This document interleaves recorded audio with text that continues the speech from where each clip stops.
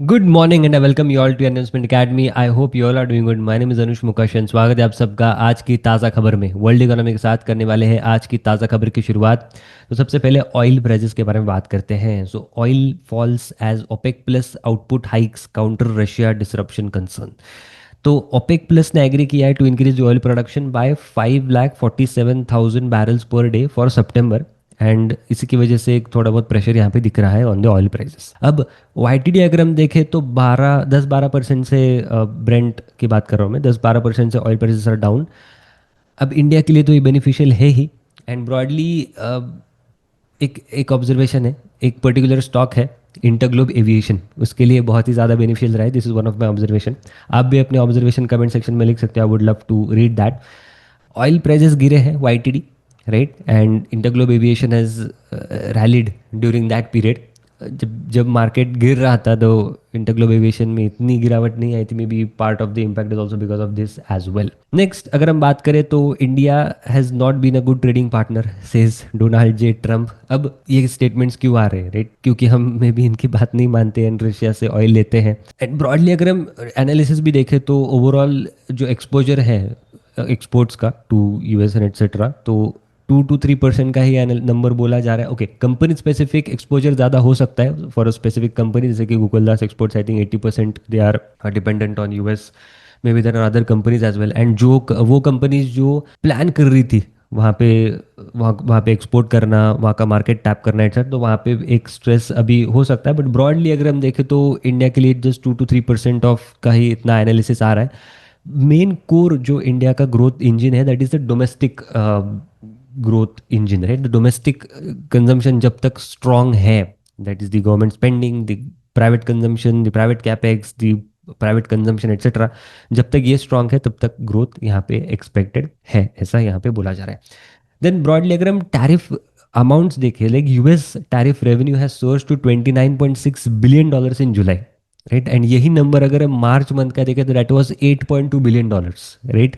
Over the last 3 months अगर हम देखें जो कस्टम्स एंड सर्टन जो एक्साइज टैक्सेस है that has reach $78 billion, which is more than FY24 का ओवरऑल टोटल। एंड यही अगर रन रेट रहा तो annual tariff revenue is expected at $308 billion, which is expected to be $231 billion increase as compared to 2024. Then Indian economy news के बारे में बात करते हैं। सो यहाँ पे एक ही न्यूज़ है मेरे पास। India services growth hits 11 month high in July on stronger exports. This is shown by PMI data. And यही बोला जा रहा है यहाँ के, यहाँ इस डेटा के हिसाब से that is this is marking 4 years of continuous expansion. And इसमें भी अगर हम देखें तो export led new export business यहाँ पे जनरेट हो रहा है। ब्रॉडली न्यू एक्सपोर्ट बिजनेस अगर हम देखें तो वही स्ट्रांग रहा है, driven by marketing and new clients, दो स्लाइटली जून के कंपैरिजन में थोड़ा बहुत सबड्यूड ही रहा है। ब्रॉडली अगर हम सेगमेंट देखें तो finance and insurance has led this growth, whereas real estate and business जो सर्विसेज है दैट इज रिलेटिवली लैक्ड। अब मुद्दे की बात करते हैं स्टॉक स्पेसिफिक न्यूज़। तो बहुत सारे रिजल्ट्स कवर करने हैं, ये वीडियो थोड़ा लंबा हो सकता है but please bear with me for that. Bharti Hexacom, right, Q1 FY26 के रिजल्ट्स आ गए, ये डिटेल्स आपके स्क्रीन पर। टोटल रेवेन्यूज अगर हम देखें तो 18.4% का यहाँ पे जंप है, वेर एज एबिडा अगर हम देखें तो 33% का जंप है, directly jumping to PBT 100%। After exceptional item there is exceptional item dip है पैट में 23.4% का। कस्टमर बेस अगर हम यहाँ पे देखें तो 2.6% का YY बेसिस पे यहाँ पे जंप है। अब सेगमेंट वाइज अगर हम देखें तो मोबाइल सेगमेंट, अब भारतीय Hexacom is mostly into north eastern belt of India, right? And mobile segment का ग्रोथ अगर हम यहाँ पे देखें तो 17.8% का यहाँ पे मोबाइल सेगमेंट का ग्रोथ है। It is primary led by tariff related tariff repairs and थोड़ा प्रीमियमाइजेशन का यहाँ पे ज़्यादा फोकस रहा है। आरपू अगर हम देखें तो 20% की यहाँ पे ग्रोथ है। Mobile traffic data is up by 23.8% से। तो these are all the drivers जो रेवेन्यू को ड्राइव किया है। Then apart from that 1.6 million smartphone data customers they have added in Q1 FY25, which is reflecting a growth of 7.9% YY। Last 12 महीने में 518 towers they have added, they have deployed, right, again to enhance जो coverage है in rural and urban regions. Homes and office business की अगर मैं बात करें तो ग्रोथ मोमेंटम यहाँ पे काफ़ी अच्छा है, 38% की यहाँ पे ग्रोथ रही है, प्राइमरी लेड बाय जो स्ट्रेटेजिक एक्सपेंशन है covering the new cities and also penetrating in the existing locations. 54,000 customers they have added. Currently customers count is 5,02,000. Asset light partnership की वजह से जो ये करते हैं with the local cable operators, that has led to some acceleration in the rollouts in 115 cities. Next Bharti Airtel Q1 FY26 results इनके भी आए हैं. So details on the screen. 28.5% की वाई ग्रोथ है. मोस्ट इंपॉर्टेंटली इनके केस में सीक्वेंशियल ग्रोथ भी बहुत ही स्ट्रांग आई है, राइट. 3.3% की सीक्वेंशियल ग्रोथ रही है. Net income before exceptional item is up by 13.9% से. Sequentially customer addition, customer base का भी अगर हम डेटा देखें 2.5% की यहाँ पे ग्रोथ रही है. इंडिया में 2.7% का यहाँ पे ग्रोथ रही है इनके कस्टमर्स में. टोटल अगर हम टोटल कस्टमर बेस देखें ऑफ भारती एयरटेल, जस्ट भारती एयरटेल 60 करोड़ का यहाँ पे बेस है टोटल, इंक्लूडिंग अफ्रीका. 60 करोड़ का मोटा मोटी यहाँ पे बेस है. वाई बेसिस पे 6.7% की यहाँ पे ग्रोथ रही है. ओवरऑल अगर हम देखें तो that is growth is primary driven by एक स्ट्रॉन्ग मोमेंटम है in India and Africa, and plus Y basis पे एक आरपू का इम्पैक्ट यहाँ पे रहा है because of price hikes etcetera. Within India अगर हम देखें तो mobile revenues up by 21%, backed by improve realisation and customer additions. ARPU is up by 18.5%. Smartphone data customers जो है that increased by 21.3 million, which is reflecting a rise of 8.2% YY basis पे. Nationwide expansion is on. They have installed 1,800 additional towers and 7,500 mobile broadband stations. Right. Africa अगर हम देखें तो constant currency के basis पे 6.7% की यहाँ पे ग्रोथ रही है. होम्स के सेगमेंट में, होम्स बिजनेस के सेगमेंट में report they have again reported decent growth, solid growth if I have to say. Lifetime high quarterly net addition यहाँ पे उन्होंने बोले 9,39,000 के हुए हैं, which is reflecting a sequential growth of 7.6% की. देन टोरेंट पावर के बारे में बात करते हैं. सो यहाँ पे डिटेल्स देख सकते हो आप on the screen.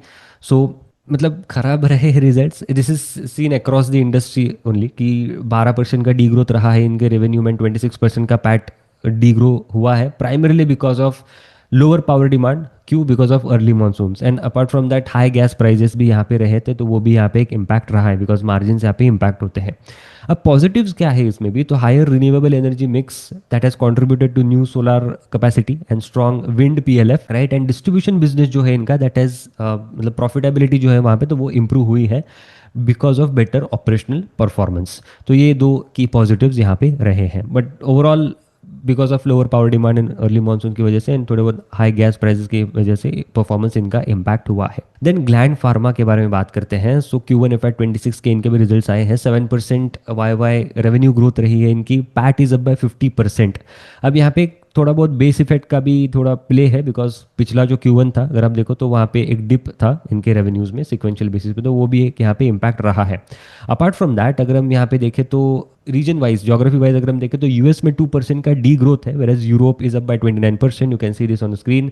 Canada, Australia, New Zealand which are the other core market 65% की यहाँ पे ग्रोथ है. इंडिया 13%, ओवरऑल 7% के ऐसे यहाँ पे ग्रोथ रजिस्टर हुई है. Most importantly commentary, new launches अगर हम देखें तो 12 new molecules they have launched in regulated markets including liraglutide which is part of GLP-1. And बाकी GLP-1 पेन्स एंड कार्ट्रिज के बारे में अगर हम देखें तो मतलब पहले Q4 FY25 में ही पार्टनरशिप में इन्होंने लॉन्च कर दिया था GLP-1 लिराग्लुटाइड.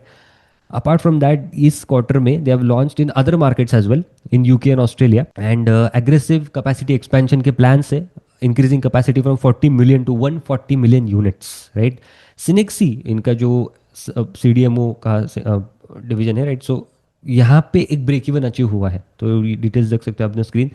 सो इस वजह से भी एक कंट्रीब्यूशन रहा है इनके 50% पैट जंप में. आप देख सकते हो 2% का यहाँ पे EBITDA मार्जिन आया है as compared to the base Q1 of FY25 of -7%.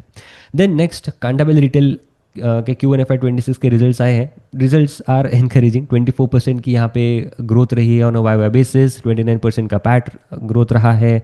Margins bottom में इंक्रीज हुए हैं, whereas flat margins at the EBITDA level 30.8% के यहाँ पे मार्जिन्स आए हैं. देन स्टोर एडिशन की अगर हम यहाँ पे बात करें तो 6 stores they have added. 605 stores currently है इनके. एंड ओवरऑल PSF अगर हम देखें तो PSF भी बढ़ा है, 624 है करेंटली, 589 था पिछले ईयर में. SSSG is up 11.3% which is very very robust number. Apart from that volume growth अगर हम यहाँ पे देखें तो 17.5% की यहाँ पे वॉल्यूम ग्रोथ रही है. देन इनका विजन भी है 1000 करोड़ का रेवेन्यू इनको लेके जाना है by FY27. 725 stores total they are targeting by that time. And then apart from that high single digit capitalisation margins of 28 to 30% की रेंज में, which is EBITDA margins currently 30% की इनके ओवरऑल है। देन अदानी पोर्ट्स के बारे में अगर हम बात करें तो 21% की यहाँ पे इनकी ग्रोथ रही है वाई वाई बेसिस पे। EBITDA is up by 13%, whereas PAT is up by just 7% only. तो अब रेवेन्यू के टर्म्स में अगर हम देखें तो पोर्ट्स बिजनेस जो है इनका, तो वो सबसे मतलब पोर्ट्स बिजनेस में कार्गो हैंडलिंग जो है, cargo volumes that is up bye 11% and market share gain किया है 60 बेसिस पॉइंट्स है। करेंटली दे आर 27.8% का मार्केट शेयर। लॉजिस्टिक्स बिजनेस में ज़्यादा ग्रोथ है, 2x हुआ है इनका लॉजिस्टिक्स का बिजनेस। EBITDA मार्जिन्स, अब EBITDA कम रेट से ग्रो हुआ है प्राइमरली बिकॉज यहाँ पे एक शिफ्ट है, मिक्स चेंज हुआ है aligning towards the strategic objective of integrated transport utility. अब यहाँ पे trucking, international freight network and marine का यहाँ पे ज़्यादा मिक्स है, जहाँ पे मार्जिन्स कम है but ROC that is return ratios are very very high. तो इस वजह से EBITDA is grown by just 13%, whereas revenues up by 21%। अच्छा, अब पैट 7% ही ग्रो हुआ है, राइट। अब ये क्यों है, बिकॉज Q1 ऑफ FY25 में एक डिविडेंड मिला था इनको from their JV of 141 crore rupees का, तो वो अब Q2 में मिलने वाला है। तो there is just lead lag impact which they have faced. Berger paints Q1 FY26 के रिजल्ट्स फ्लैट रहे हैं ब्रॉडली। EBITDA डिटेल्स देख सकते हो आप on the screen. EBITDA is impacted primarily because of pressure in their UK operations, whereas बाकी अगर हम देखें तो PAT is down by 11%। Paints sector में I think there is only one company which has done well, सिरका paints. वहाँ पे 45% की कुछ ग्रोथ है, they are doing very well, they are expanding very aggressively. बाकी अगर हम बर्जर पेंट्स के ही बात करें तो India operations volume growth is 5.6%, industry growth मोटा मोटी 2% की रही है। देन ब्रॉडली मार्केट शेयर, अब इनके एस्टिमेट्स के हिसाब से, इनकी PPT में ये नंबर है, इनके एस्टिमेट्स के हिसाब से पिछले साल इनका मार्केट शेयर था 20.3% का। नाउ दे आर सेइंग कि based on the data which is available 21.2% का यहाँ पे मार्केट शेयर है। So they are claiming they have gained some market share. Gujarat Fluoro के बारे में अगर हम बात करें तो इनका अभी बैटरी सेगमेंट भी, battery division is on. Overall chemical अगर हम देखें तो 5% की रेवेन्यू ग्रोथ रही है। Margin EBITDA is up by 13%, margin expansion 2% का मोटा मोटी हुआ है। 22% कि यहाँ पे पैट में केमिकल सेगमेंट में ग्रोथ है। वेराज बैटरी अगर हम देखें तो because of high depreciation and cost की वजह से यहाँ पे बैटरी सेगमेंट में रिलेटिवली थोड़े बहुत लॉसेस है, वेरएज कंसोलिडेटेड बेसिस पे दे आर 14% अप।